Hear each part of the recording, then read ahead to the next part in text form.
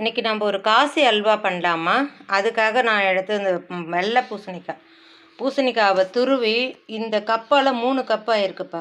அதை தண்ணி புழிஞ்சு எடுத்து வச்சுருக்கேன். அதோடு போடுறதுக்கு நான் ஒரு கப்பு பால் பவுடர் எடுத்து வச்சுருக்கேன். இது வந்து ஒரு கப் சர்க்கரை, 3 கப்பு பூசணிக்காவுக்கு 1 கப் கோபுரமாக சர்க்கரை, கொஞ்சம் குங்குமப்பூ. இதெல்லாம் நம்ம எப்படி போட்டு பண்ணலான்னு பார்க்கலாம் வாங்க. இதை புழிஞ்ச இல்லைங்களா, அந்த தண்ணியை எடுத்து இப்போ இந்த பானாலில் ஊற்றிருக்கேன். இதை நல்லா கொதிக்கிட்டோன்னு இப்போ இந்த காயை போட்டு நம்ம கிளற போகிறோம். பார்க்கலாம் வாங்க. இந்த காயை நம்ம போட்டுட்டோம்பா. காய் போட்டு நல்லா கொதிச்சிட்ருக்கு. குங்குமப்பூவும் இதை நான் இதிலே போட்டுட்டேன். ஒன்றோட ஒன்று சேர்ந்து கலர் வந்துடும். நம்ம இதுக்கு வந்து கேசரி கலரோ வேறு எந்த கலரும் நம்ம போட போகிறதில்ல. இதில் இருக்க இந்த குங்குமப்பூ கலர் தான் நமக்கு ஒரு அழகான கோல்டன் கலரில் கிடைக்கும். இதுக்கு ஒரு சிட்டிகை உப்புப்பா. எல்லா ஸ்வீட்ஸுக்கும் கொஞ்சம் உப்பு போடணும் இல்லையா, அதுக்கு ஒரு சிட்டிகை உப்பு போடுறேன். இது ரெண்டும் சேர்ந்து கொதிக்கட்டும். இப்போ வந்து இந்த பால் பவுட்ரு வந்து நீங்கள் அப்படியே போட்டிங்கன்னு வச்சுக்கோங்களேன், கட்டி கட்டியாக ஆகிடும். அதுக்கு நான் இந்த அல்வாவுக்கு ஒரு 50 கிராம் நெய் போட போகிறேன். அந்த நெய்யை வந்து இந்த பால் பவுடரில் போட்டு நல்லா கலக்கி அதுக்கப்புறமா அதில் போட்டோம்னா கட்டி இல்லாத நமக்கு ஈஸியாக இருக்கும்பா. அதனால் நான் இதை போட்டிருக்கேன். பார்க்கலாம் வாங்க. நான் இது பிசைஞ்சிட்டு கூப்பிட்றேன், உங்களை காமிக்கிறேன் பாருங்கள். இப்போ பாருங்கள், அதை நெய் போட்டு இந்த பால் பவுடரை நல்லா பிசைஞ்சு வச்சுட்டேன்பா. இதை நம்ம கலந்து வச்சிட்டோம்னா அதில் போடும்பொழுது நமக்கு கட்டி ஆகாது. அதனால அது பண்ணிட்டோம். இது பாருங்கள் எவ்வளோ அழகு கலர் பாருங்கள். அந்த குங்குமப்பூவில் இருந்து சூப்பராக வந்திருக்கு பாருங்கள் கலரு. இது நல்லா சுண்டிகிட்டு இருக்குது. இது வந்து நம்ம இப்போ சர்க்கரை போட்டு நம்ம பண்ணுறதுனால அது அப்படியே கொஞ்சம் நேரம் ரொம்ப அல்வா பதத்துக்கு வரும்போது கேரமல் ஆகும் சர்க்கரை. அதனால இங்கே பாருங்கள் லெமன் ஜூஸ் ஒரு சிட்டிகை, ஒரு துளி தான், ஒரு எவ்வளோ 2 ml 3 ml தான் இருக்கும், அது போட்டிருக்கேன். அப்புறம் உங்களுக்கு ஒரு டிப்ஸுப்பா. இங்கே பாருங்கள் ஏலக்காய். இதில் எதுவுமே நான் கலக்கலை, வெறும் ஏலக்காய்.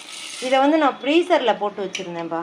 ஃப்ரீசரில் போட்டுட்டு இப்போ இந்த ஏலக்காயை நான் பவுட்ரு பண்ணிட்டு வரேன் பாருங்களேன். இதுக்கு சுகர் எதுவும் போடவே வேண்டாம். இதே மாதிரி பவுட்ரு பண்ணால் சூப்பராக இருக்குதுப்பா. இது நான் ட்ரை பண்ணேன், அந்த டிப்ஸ் உங்களுக்கு தரேன். நானே ஏற்கனவே ஒரு வீடியோ போட்டிருப்பேன், ஏலக்காயும் சுகரும் போட்டு பவுட்ரு பண்ணி. அதை விட இது ரொம்ப நல்லாயிருக்கு. இதை நீங்களும் ட்ரை பண்ணுங்கள். பவுட்ரு பண்ணிவிட்டு வரேன். இங்கே பாருங்கள், அந்த ஏலக்காய் என்ன அருமையாக பவுட்ரு ஆகிருக்கு பாருங்கள். இதுக்கு சக்கரைலாம் எதுவுமே நான் போடலை, வெறுமனே ஏலக்காய். ஃப்ரீசரில் போட்டுட்டு எடுத்து பவுட்ரு பண்ணால் இந்த மாதிரி அருமையாக வருதுப்பா. சோம்பு, சீரகம், மிளகு இது எல்லாமே நான் இப்போ சூடு கூட பண்ணுறதில்ல. ஃப்ரீசரில் ஒரு பேக்கெட்டில் க்ளீன் பண்ணிவிட்டு போட்டுருவேன். அதுக்கப்புறம் வேணுன்னும் போது எடுத்து அதை நான் பவுட்ரு பண்ணி ஒரு டப்பாவில் போட்டு ஃப்ரிட்ஜில் வச்சுப்பேன். அப்போ நமக்கு தேவையானப்போ எடுத்து யூஸ் பண்ணுறதுக்கு ரொம்ப சௌகரியமாக இருக்குது. இந்த தோல் வேஸ்ட் ஆகிறது, விதை வேஸ்ட் ஆகிறது அந்த மாதிரி எதுவுமே கிடையாதுப்பா இந்த ஏலக்காயில். அவ்வளோ சூப்பராக இருக்குது. நீங்களும் ட்ரை பண்ணுங்கள். இங்கே பாருங்கள், தண்ணி சுண்டிடுச்சு. இப்போ நம்ம சர்க்கரையை போடலாம். நம்ம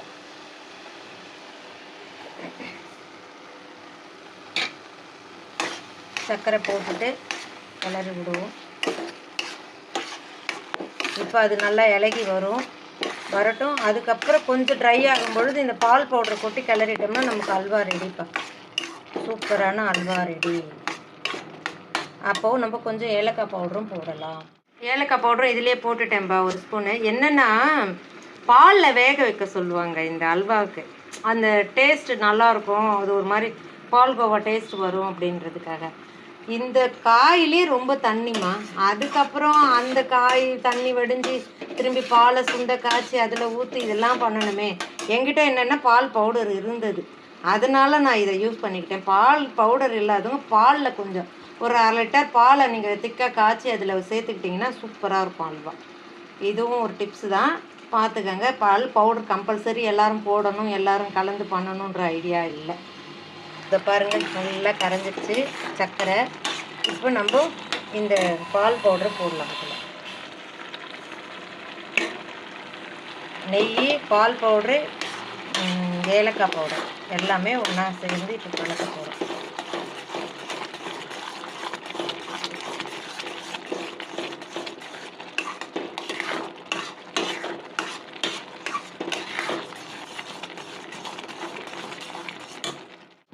இதை பாருங்கள், ரெடி ஆகிடுச்சு. முந்திரி கொஞ்சோண்டு வறுத்து போட்டுட்டேன். அதில் நீங்கள் திராட்சை வேணுன்னா போட்டுக்கோங்க, நான் போடலை, முந்திரி மட்டும் போட்டேன். அல்வா ரெடி ஆகிடுச்சு பாருங்கப்பா. சூப்பரான அல்வா ரெடி. டிஸ்ப்ளே பண்ணிடலாமா? பாருங்கம்மா, சூப்பரான காசி அல்வா ரெடி. வெண்பூசணி அல்வா. நீங்களும் செய்து பாருங்கள். இதே மாதிரி செய்து பார்த்து சாப்பிட்டு பார்த்துட்டு எப்படி இருந்ததுன்னு கமெண்ட் பண்ணுங்கள். வாழ்க வளமுடன்.